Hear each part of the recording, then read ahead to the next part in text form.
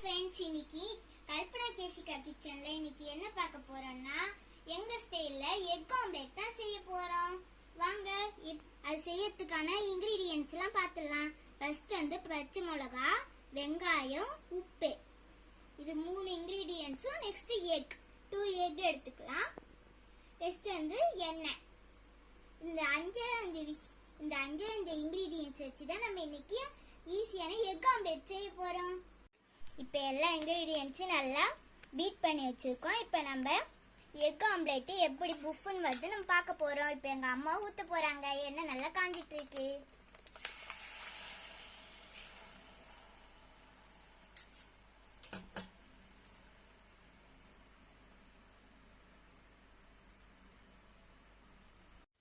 எப்படி egg omelette புஃப்னு கிளம்பிருக்கு நீங்கள் பாருங்கள்.